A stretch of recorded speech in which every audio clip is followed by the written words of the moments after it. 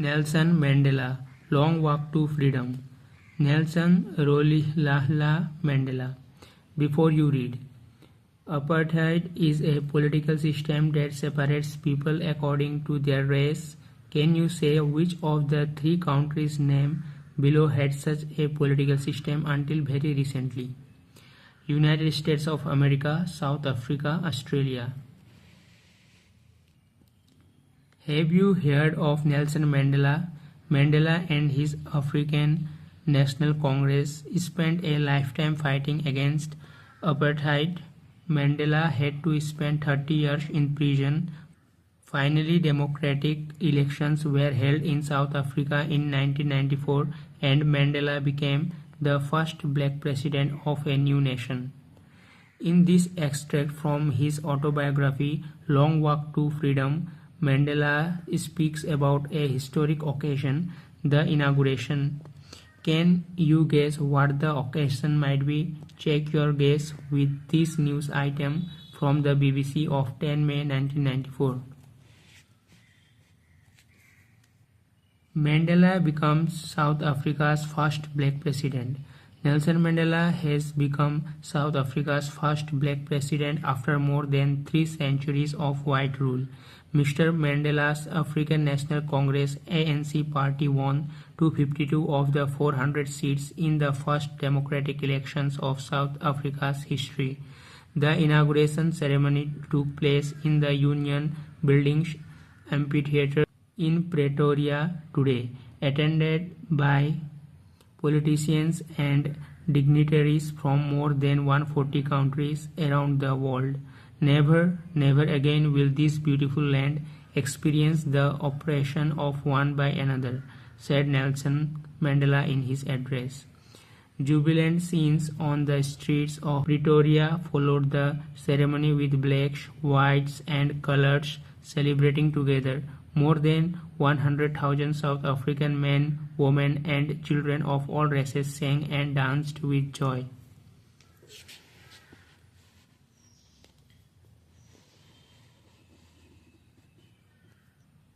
10th May dawned bright and clear. For the past few days I had been pleasantly besieged by dignitaries and world leaders who were coming to pay their respects before the inauguration. The inauguration would be the largest gathering ever of international leaders on South African soil. The ceremonies took place in the lovely sandstone amphitheatre formed by the Union Buildings in Pretoria. For decades this had been the seat of white supremacy, and now it was the site of a rainbow gathering of different colors and nations for the installation of South Africa's first democratic non-racial government. On that lovely autumn day I was accompanied by my daughter Janani. On the podium Mr. de Klerk was first sworn in as second deputy president, then Thabo Mbeki was sworn in as first deputy president. When it was my turn, I pledged to obey and uphold the Constitution and to devote myself to the well-being of the Republic and its people. To the assembled guests and the watching world, I said,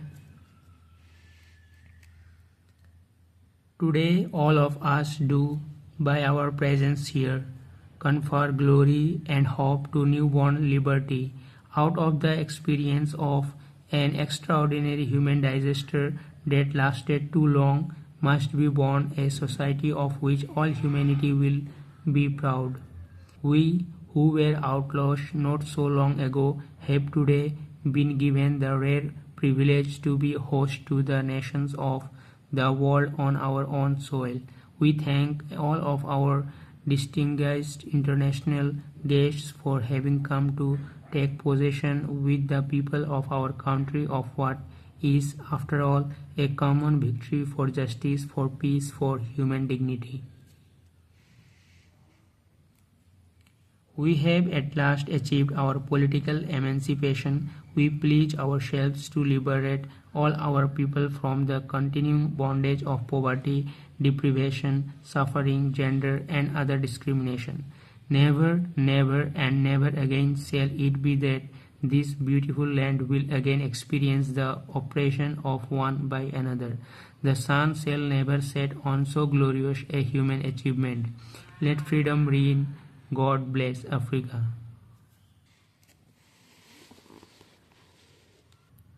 A few moments later, we all lifted our eyes in awe as a spectacular array of South African jets, helicopters, and troop carriers rode in perfect formation over the Union buildings.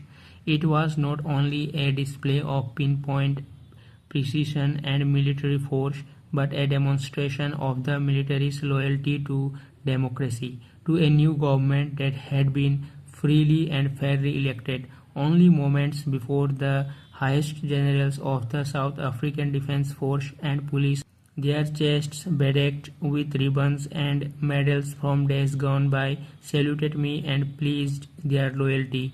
I was not unmindful of the fact that not so many years before they would not have saluted but arrested me.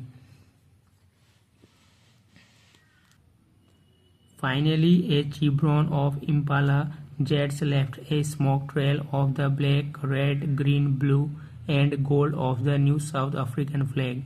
The day was symbolized for me by the playing of our two national anthems and the vision of whites singing Nkosi Sikelel, I Africa, and blacks singing Die Stem, the old anthem of the Republic.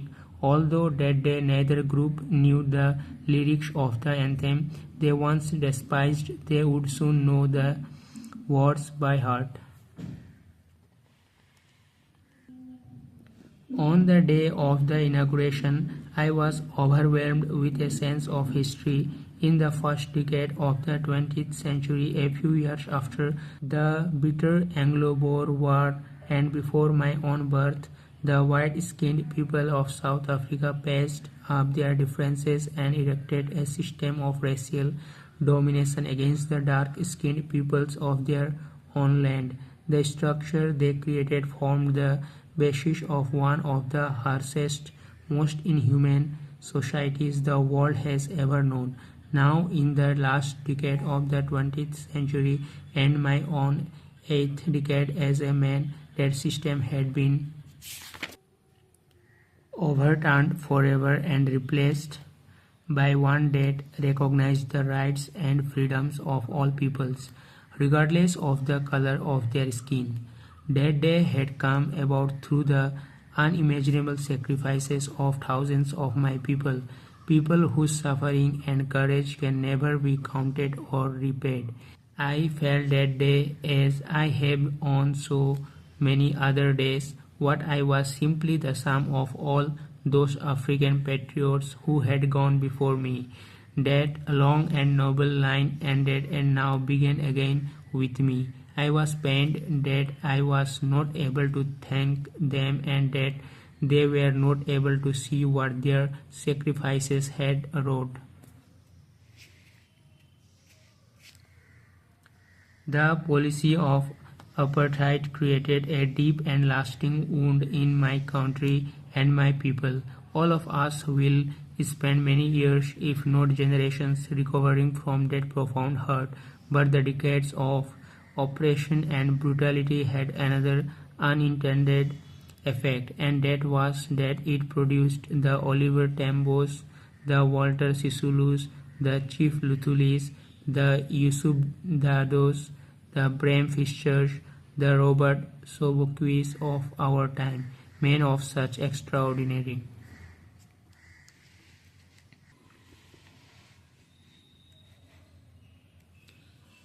men of such extraordinary courage, wisdom, and generosity that their like may never be known again. Perhaps it requires such depths of oppression to create such heights of character. My country is rich in the minerals and gems that lie beneath its soil, but I have always known that its greatest wealth is its people, finer and truer than the purest diamonds. It is from these comrades in the struggle that I learned the meaning of courage, Time and again, I have seen men and women risk and give their lives for an idea. I have seen men stand up to attacks and torture without breaking, showing a strength and resilience that defies the imagination. I learned that courage was not the absence of fear, but the triumph over it. The brave man is not he who does not feel afraid, but he who conquers that fear. No one is born hating another person because of the color of his skin, or his background, or his religion. People must learn to hate, and if they can learn to hate, they can be taught to love. For love comes more naturally to the human heart than its opposite. Even in the grimmest times in prison, when my comrades and I were pushed to our limits, I would see a glimmer of humanity in one of the guards. Perhaps just for a second, but it was enough to reassure me and keep me going. Man's goodness is a flame that can be hidden but never extinguished. In life, every man has twin obligations. Obligations to his family, to his parents, to his wife and children, and he has an obligation to his people, his community, his country. In a civil and human society, each man is able to fulfill those obligations according to his own inclinations and abilities, but in a country like South Africa, it was almost impossible for a man of my birth and color to fulfill both of those obligations. In South Africa, a man of color who attempted to live as a human being was punished and isolated. In South Africa, a man who tried to fulfill his duty to his people was inevitably ripped from his family and his home and was forced to live a life apart, a twilight existence of secrecy and rebellion. I did not in the beginning choose to place my people above my family, but in attempting to serve my people, I found that I was prevented from fulfilling my obligations as a son, a brother, a father, and a husband. I was not born with a hunger to be free.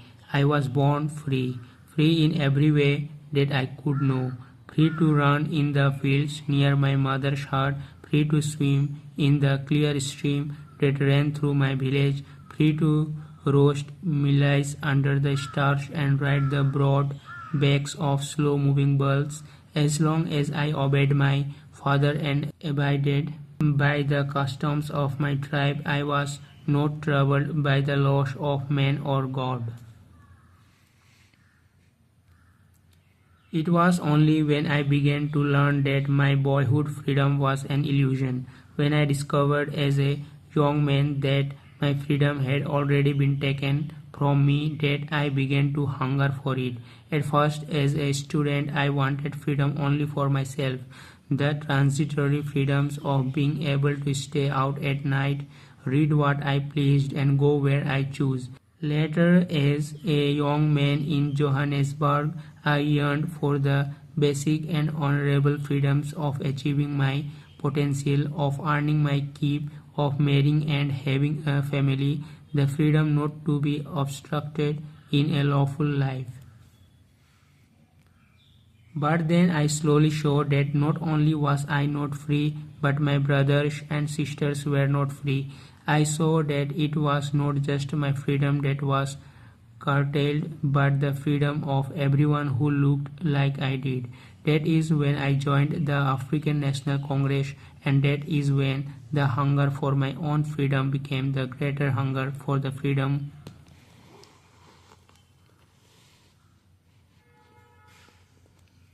of my people. It was this desire for the freedom of my people to live their lives with dignity and self-respect that animated my life, that transformed a frightened young man into a bold one, that drove a law-abiding attorney to become a criminal, that turned a family-loving husband into a man without a home.